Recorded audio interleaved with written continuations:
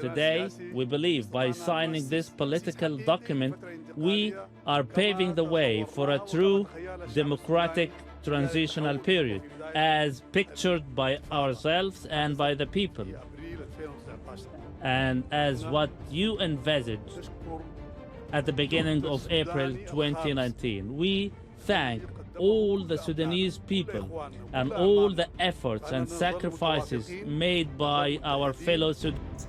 Sudan ousted Prime Minister Abdalla Hamdok was being reinstated following October Coup when he was put under house arrest. He has appeared on television to sign a new power-sharing agreement with coup leader Gen Abdel Fattah al-Burhan amid continued mass protests.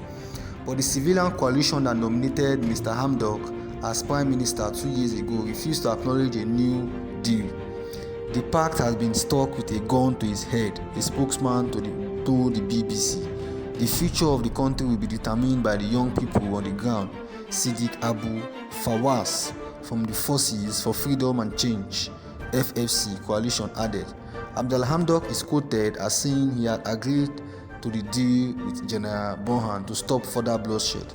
On the streets of capital Khartoum, the security forces have fired tear gas at protesters marching towards the presidential palace and demanding the military's complete withdrawal from politics. Since October 25, 2021, when the military declared a state of emergency and dissolved the civilian leadership, at least 40 people have died in mass protests against the coup. Mr. Hamdok said he had agreed to the deal to stop the violence. Sudan's blood is precious. Let us stop the bloodshed and direct the youth energy into building and development. He said, under the agreement, the reinstated Prime Minister will lead a cabinet of technocrats until elections are held. But it is unclear how much power the new civilian government will have, as it will be subject to military oversight.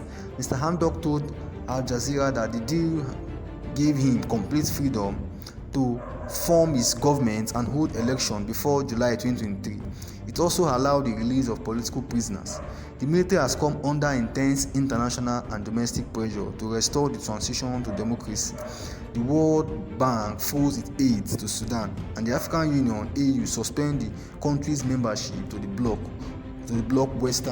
Western powers, including the United States, United Kingdom, and the European Union, have welcomed Mr. Hamdok's reinstatement and called for more political detainees to be freed.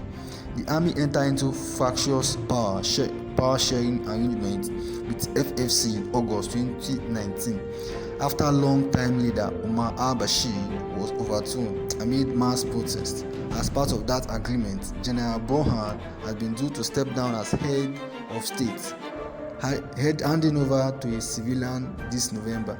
He says the army acted to prevent a civil war that was threatening the empty because political groups have been inciting civilians against the security forces.